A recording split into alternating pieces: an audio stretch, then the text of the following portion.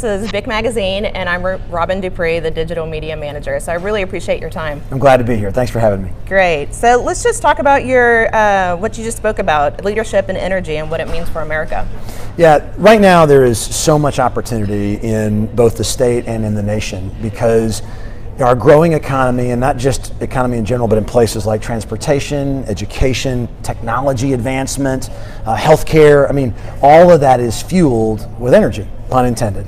And right now we are seeing such a resurgence in Texas energy production. So everything from refinery expansions to pipeline infrastructure, certainly the Permian Basin, all the new oil and natural gas. I mean, you put all that together and we're able to command a large portion, 6, 7, 8% of the world's hydrocarbon. And it's hard for people to really wrap their head around what a big deal that is. I mean, when you have that kind of stability in your own energy, when you're not worried about gasoline prices going up or down by $1, you're not worried about your electricity at home, those prices going up by $100 a month or down, that stability really opens up opportunities for economic growth, for trade, and so everyone can be excited about that. My talk here today was a lot around regulation, this kind of, negative word like regulation's the big bad guy. Yes. But I'm a regulator, and if I'm doing that well, what that means is that people at home feel confident about this energy industry and what it's doing. Yeah, they may not be excited about a oil well on their property or a pipeline through their neighborhood, but they can be excited about this resurgence in energy that benefits the entire state and the entire nation. So I'm going around delivering that message, asking other people to help deliver that message so that we all get excited about the potential. The second wave of major chemical expansions is upon us and is expected to continue for the next 2 to 5 years. So with all these new products being manufactured, what challenges does that create for the state? The biggest challenge, and it's not just actually in this industry, but the biggest challenge our state is dealing with is basic infrastructure. So for example, this new wave you're talking about of the chemical expansions, you go up and down the ship channel, which is where I know you're talking about, everything from petrochemicals to specialty chemicals, even things like wastewater treatment. I mean, it's huge amount of expansion. And that's bringing tons of jobs. It's bringing a lot of new economic trade. I mean, even things that you don't think about, things like cars that come in and out of the ship channel are all going up. Well, what roads do those people drive on to get to work? What schools do those people's kids attend? Which water mains do they get water for their lawn out of? That basic infrastructure is the state's biggest challenge. Now, we certainly have a subset of that that's specific to our industry, which is pipelines to carry our products, and we talk about that a lot. But new power generation facilities, water mains, schools, hospitals, I mean, all of that has to grow to enable the Texas population to go from 27 million people today to what's forecasted to go up by 10 million people, I think, over the next 20 years. So that big growth and that infrastructure is our big hurdle. Do you think we're slated to meet that demand in the near term? That's a good question. I'm going to have to, I'd like the term armchair quarterback. I'll give my guess.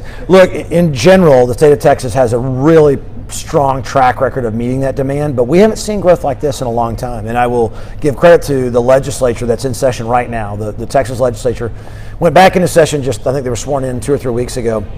And they are the two big issues for them this cycle. One is schools, public school finance, how to redo that. They're working very hard on that. The other one is infrastructure planning, roads, water mains, all those sort of things. And it's getting a lot of attention at the state level and at the federal level as well. I mean, you heard the president in his recent State of the Union address talk about the need for infrastructure and those big projects to fuel American growth for the next generation. So I think that, yes, it's a big challenge. I can't tell you for sure that we're ready to meet it, but I think that in the long run we'll get there. And speaking of infrastructure, pipeline capacity is a huge issue right now in Texas, especially around the Permian Basin. So what do you project will happen in the near term to alleviate some of these issues? Well, in the near term, we're going to have some issues. I mean, there's just no two ways about it. There's not. There are concerns that there may not be enough pipeline capacity to haul all the new natural gas and all the new oil out of the Permian Basin to the ship channel or to the refining infrastructure around the Gulf Coast.